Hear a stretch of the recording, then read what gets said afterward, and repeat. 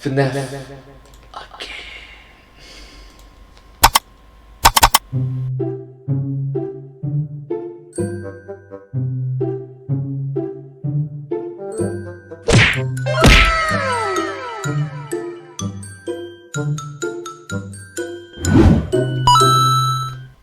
Hello everyone, welcome to this video. In this video I'll be reacting to one of the early uploads from the YouTube channel The Game Theorists. I'm a huge fan of their work and I hope that you will like this video as well. This video came out in the year 2016, so I think it's around 5 years ago. Let's start.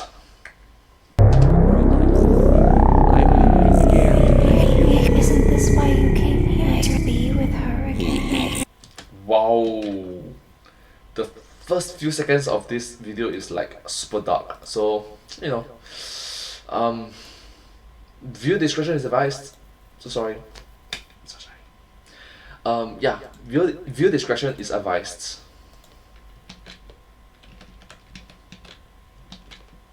Don't you remember what you saw happening?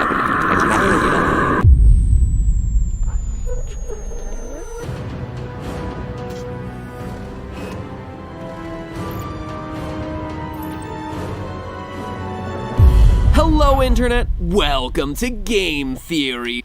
Hello. 7 million theorists strong. Oh my god, you're so cute. You only have 7 million subscribers. You have like around twice of that number right now in 2021. Just saying.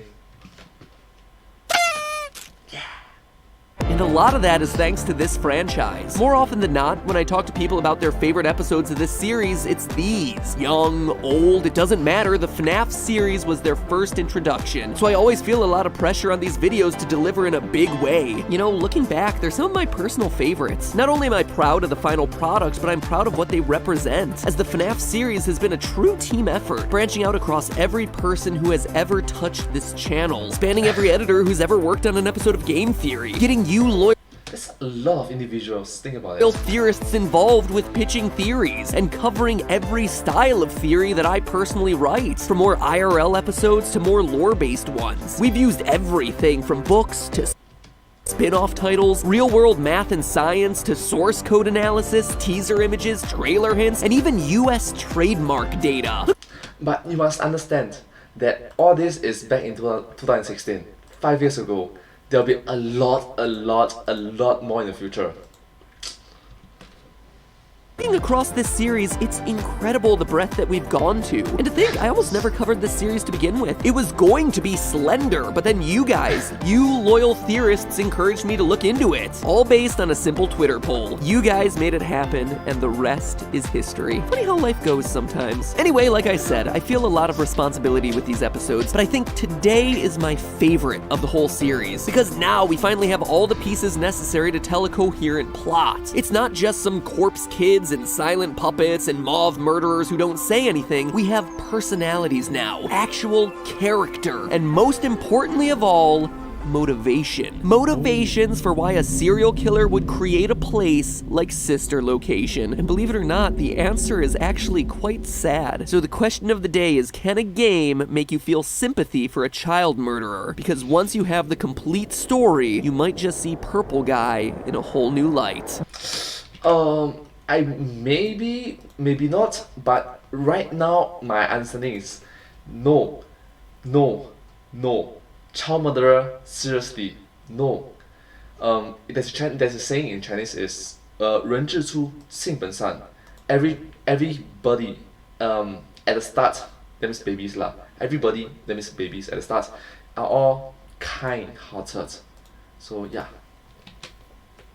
One line across this entire franchise answers everything. I will put you back together. But before we get to all of that, let's back up a bit. Last time we established that William Afton, Purple Guy himself, is who you play as in Sister Location, and the one who eventually gets himself scooped. We also established that he once had a daughter who got herself killed at the hands, or should I say at the metal claw grip, of Baby. But there is so much more hidden in this game than that. By playing through the game and unlocking Sister Location's secret private room, players get treated to a shocking Easter egg. By typing the date 1983 into the keypad besides the monitors, Oh, it can be used as a keypad. keypad. Static blazes to life, revealing blurry footage of the FNAF 4 house, the plush trap hallway, Foxy's closet, and creepiest of all, the crying child's bed. We also get a clue as to how this is being done. Sitting there on the desk is none other than our good old friend, psychic friend Fredbear. He's here, he's there, he's everywhere. Who you gonna call? Psychic friend Fredbear. Come on, yeah. I knew it, he's gonna say this. He's here, he's there, he's everywhere. Who you gonna call? Psychic friend Fredbear. A little less psychic this time and a little more plush, cradling what appears to be a remote control. Now, many have said that this is a walkie-talkie, but it is, in fact, a camera control. Notice the buttons on top. Those are switchers, allowing you to switch between the different cameras you have placed in the environment. The wheel on the bottom presumably allows you to turn the cameras or potentially focus them. The Fredbears from FNAF 4 are just that. Fredbear plushes equipped with hidden security cameras, something mothers are using all the time these days to monitor their children, and also getting themselves hacked while doing it. See also the Watch Dogs episode. Creepy stuff. Yep, this video is definitely going to be very dark. Viewer discretion is advised. Sorry. But that begs the question, why would anyone have remote monitoring of a child's bedroom programmed to run into a secret room in an underground animatronic storage facility? And also, why that house? Well, it's important to note that it's not just any house, it's a house that's connected to Circus Baby's Rentals. You heard that right. Sister location is under the FNAF 4 house. During the Freddy Breaker Room Challenge, we're presented with a map of the facility. We see the entrance elevator, main hub area, and the various holding rooms branching out all around it. But what we also see, more faintly, are 3 other areas. Maps that should look pretty familiar to fans of this series. The plush trap hallway, the path to Fredbear's, and the crying child's bedroom from FNAF 4. No joke. Just like the vent system maps from previous games, the faded diagram would imply that all of this is located on a different level than sister location, i.e. above it. And as we can see, not just above it, but connected to it. In fact, while we were too busy freaking out over the ever-nearing Funtime Freddy, most gamers overlooked that as a part of that minigame, we were responsible for returning power to those areas of the map. Oh my god, this is like an underground basement, I think. Wow. This just got so much momentum. We're even labeled Observation 1 and Observation 2. Observation? Observing what? It just gets creepier and creepier. Now, before you go saying that an underground facility attached to a house is far-fetched, it's actually something supported by the book in details I guarantee everyone overlooked while reading it. Page 118, our main character Charlie is outside her childhood home, which is also home to Henry, co-founder of Freddy's. While exploring her father's animatronic workshop, we get the following quote. She knelt again and put her hand on the ground, fishing around until she found a small screw in the bare dirt. She palmed it, then looked closer. There were small holes in the ground, exposed when she moved the loose dirt. Charlie ran her fingers over them, thoughtful, end quote. Tiny holes hidden under the dirt of an animatronic workshop, huh? It's an oddly specific detail that never gets mentioned again and never goes anywhere, but is one of those things that gets the theorist mind to tickling. Because when I hear of mysterious holes in the ground in someone's private workshop, I think trapdoor. Oh, it's like underground basement, as I mentioned.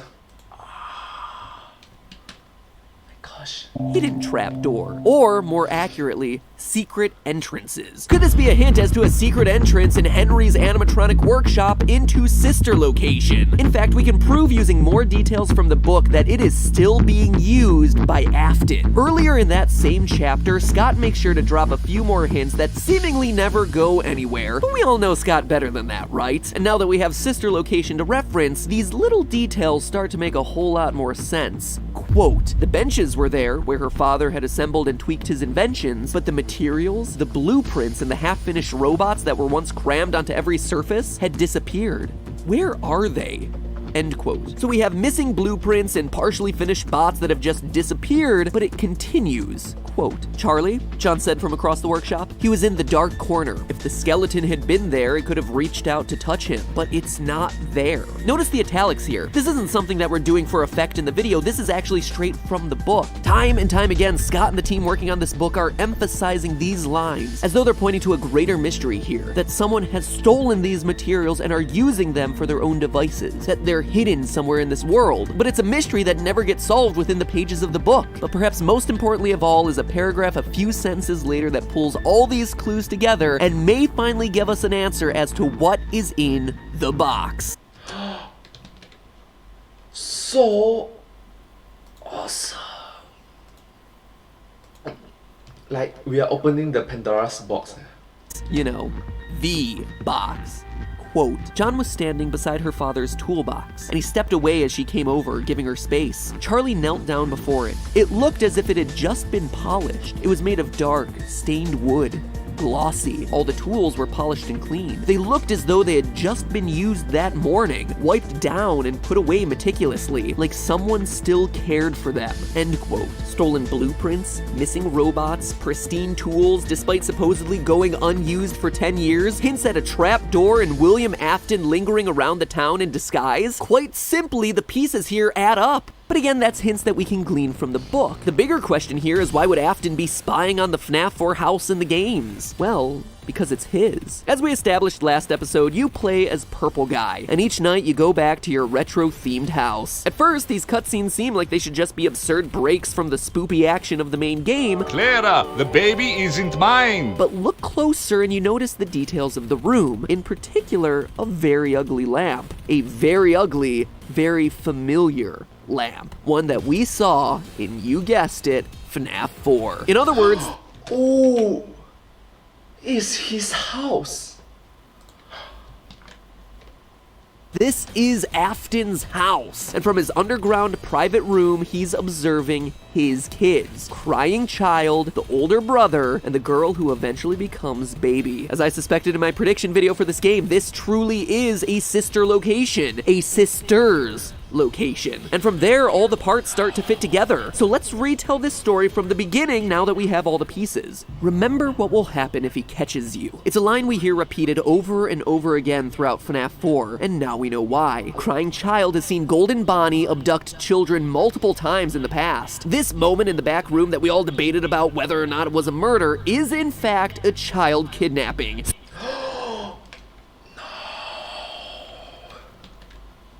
Silver Eyes proves it as it shows that Purple Guy kills by trapping the kids in spring-lock suits. Quote, "Carlton was wedged inside the heavy, barrel-shaped torso of a mascot costume, the headless top half of some kind of animal. His arms were trapped inside the torso section, pinned to his sides in an unnatural position. He could feel pieces of metal that pressed against his back and poked him. Dave said to Carlton, if you trigger those spring locks, two things will happen. First, all the locks will snap right into you, making deep cuts all over your body. And a split second later, all the animatronic parts they've been holding back will instantly be driven into your body. You'll die, but it will be slow."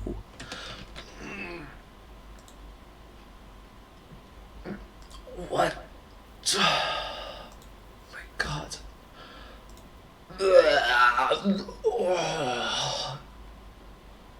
What?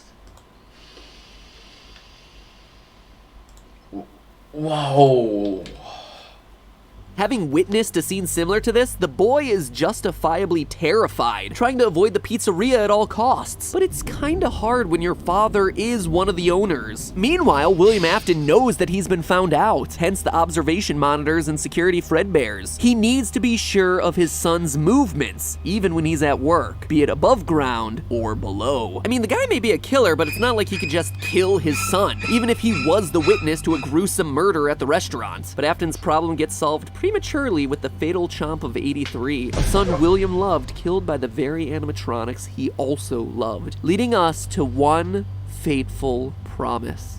I will put you back together. We've analyzed this line a lot in past theories because it's not only the final lines of FNAF 4 and FNAF World, thereby making it super important to this franchise, but because it's also presented to us in a different color than Fredbear's yellow. Someone else is talking here. And now we can finally pinpoint who said it, and more importantly, why. It was Afton. I will put you back together. Oh, I get it. He said it through the microphone of the friend. Oh, it was him. Just speaking it through the microphone. Different microphone, same individual.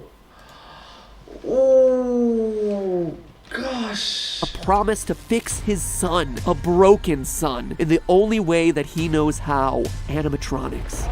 Enter Sister Location and the Funtime animatronics, not built for entertainment or for being worn, but built to help Purple Guy save his son. Built for capture. Although no one has yet found how to unlock them in the game, if you dig through the Sister Location files, you find a set of blueprints for the various animatronics, outlining their size and special features. Not only are they enormous, topping 7 feet in some instances, certainly bigger than a small child, but they're also equipped with things like 360-degree tracking, parental voice mimicking, and storage tanks. Look closer at the wireframes and you see that the storage tank isn't quite empty.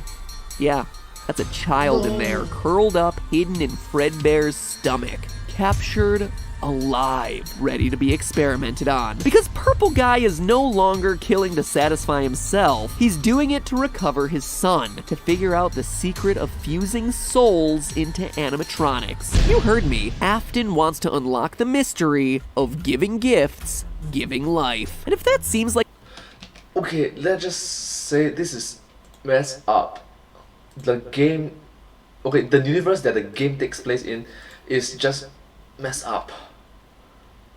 Why?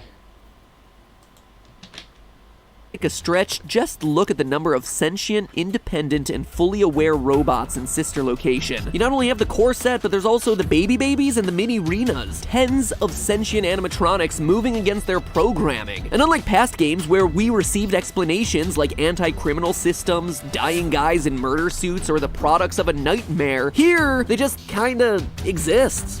Why? Well, Baby tells us over and over in the trailer for Sister Location. Don't hold it against us.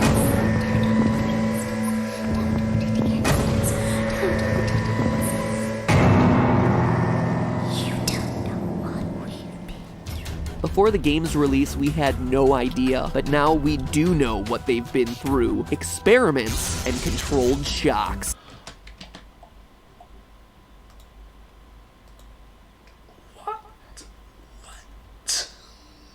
That's dark. That is so dark. Dozens, and I mean dozens of children captured as the Funtime animatronics executed on the programming that told them to collect. Also that Afton could learn the secret to reawakening lost souls. As we see in Silver Eyes, he knows it's possible as he's not shocked at all when the animatronics come to life at night. Quote, "They're home with me." Dave's voice was coarse, and the large mascot head slid forward and tilted as he spoke. Their happiest day. All they know is that you're here, trying to take away their happiest day. You are intruders, end quote. And as evidenced by the animatronics crawling throughout Sister Location, he succeeds in his goal. But in doing so, he pays the ultimate price, losing the second of his children, his daughter, when she ignores his warnings to stay away from the robots. A daughter whose soul goes on to possess Baby, as evidenced by the eye color shift from blue in the minigame to green in all the other times that we ever get to see Baby. Now flash forward to the beginning of Sister Location, a place where, as we're told in the trailer, memories sleep, anger is restless, and secrets don't keep. Wow.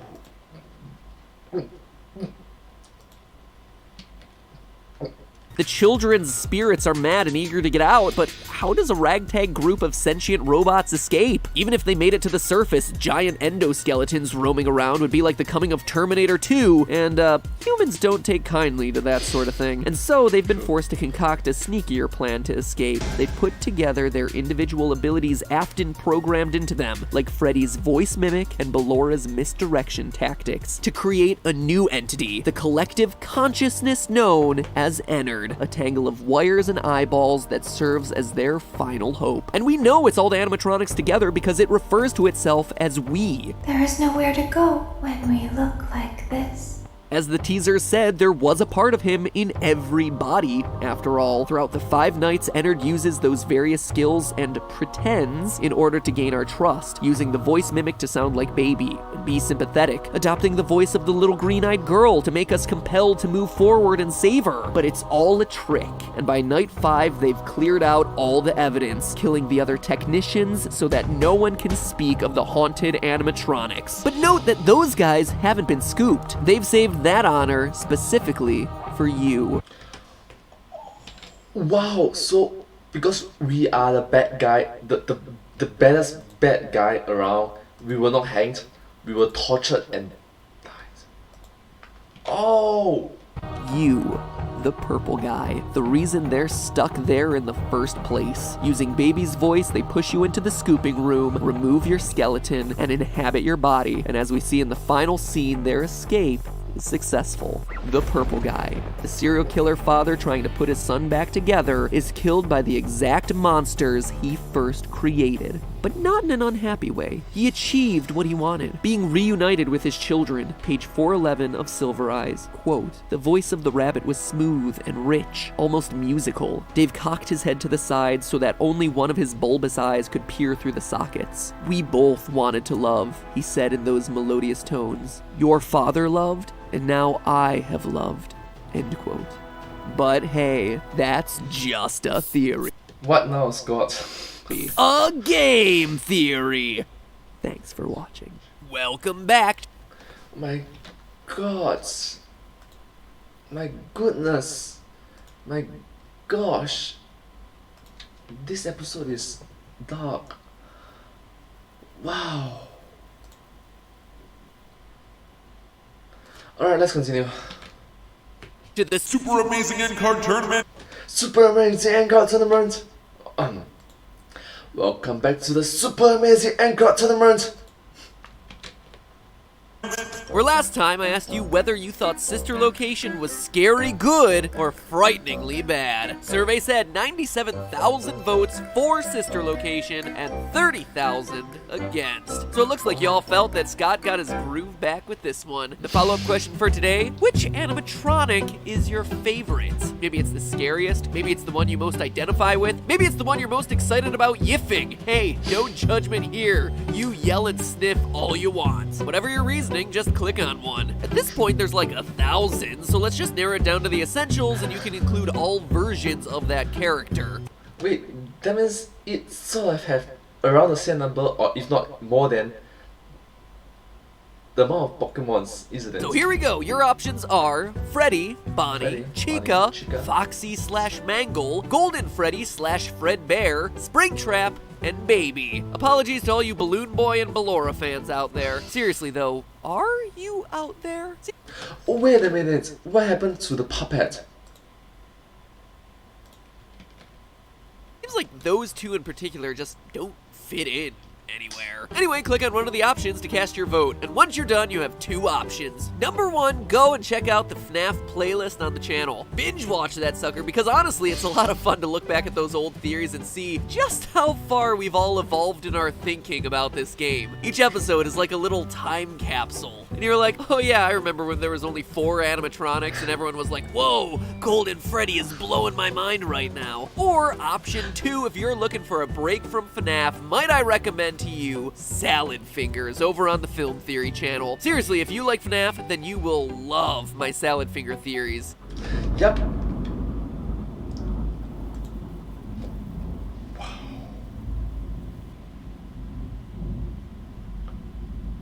Oh my god. I was gonna say that it's gonna be dark also. Literally, it's gonna be dark. It's creepy, it's mysterious, and it is ripe for theorizing. And it's brand new with part 2 of that theory coming out today, assuming you're one of the people watching this theory the day it comes out. In fact, you know what? Here's a link to go directly there. It's perfect viewing for Halloween weekend. Now, if you excuse me, I've got some Metroid and Mario theories in the works that have been on the back burner because of FNAF. So get ready for those. Enough jump scares for one Halloween. It is time we move on to some new theories. See ya next week. Thank you so much. Alright, so what is your choice? What's your choice? Yeah, if you thank you so much for watching this video. If you do like this video, please consider to like, share and subscribe. Like, share and subscribe. And comment down below if you have anything to share with us. The video that I just read came from the YouTube channel The Game Terrorists. I'm a huge fan of their work and I hope that you will like this video as well. And yeah, I hope that you show support and appreciation for their work as well. Yeah, thank you. In the meantime, hey, that's just a theory. A game theory. Thanks for watching.